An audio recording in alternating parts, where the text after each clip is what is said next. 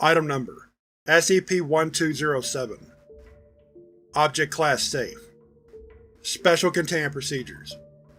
SCP-1207 is to be wrapped in opaque cloth, and contained within a standard inanimate objects locker. In accordance with standard protocol for direct exposure, line-of-sight cognitohazards, SCP-1207 is to be kept under constant real-time video surveillance whenever it is removed from its locker for any purpose: maintenance, analysis, experimentation, etc. Direct exposure to SCP-1207 is to be minimized. Maximum cumulative direct exposure for individual personnel is not to exceed 2 hours within a 30-day period, or 24 hours within an individual lifetime. Personnel whose cumulative direct exposure to SCP-1207 exceeds 2 hours within a 30-day period are to be immediately placed on psychological leave until such time as they have been judged free of the symptoms of body dysmorphic disorder, and are not to resume active duty until they have successfully undergone retraining in data entry and proofreading. Description: SCP-1207 is a mirror approximately 1 meter by 1/2 meter in size, in a white wooden frame painted with pink and red hearts. Using the Ken-scale method of mirror-type object evaluation, Foundation scientists have established it as a minor-level psychological threat. SCP-1207 is a metal sign approximately 50 cm by 60 cm in size, painted white, with embossed letters reading, "This is a mirror. You are a typo. Sick." It is direct exposure cognitohazard, which manifests 3 distinct anomalous effects upon subjects within line of sight. The first effect, which is the most obvious, is that any sighted person, mammal, vertebrate, directly exposed to SCP-1207 will perceive it as being a mirror, even if they are aware of its true nature. Test subjects not capable of mirror recognition will perform territorial threat displays against SCP-1207.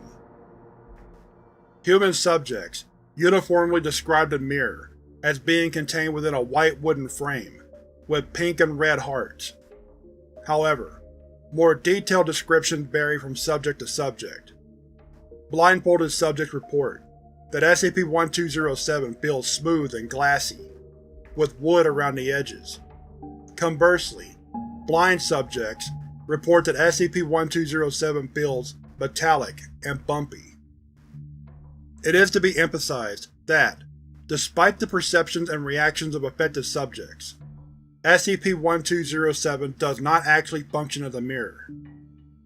The second anomalous effect is that subjects exposed to SCP-1207 will rapidly develop symptoms of body dysmorphic disorder as they examine their reflections.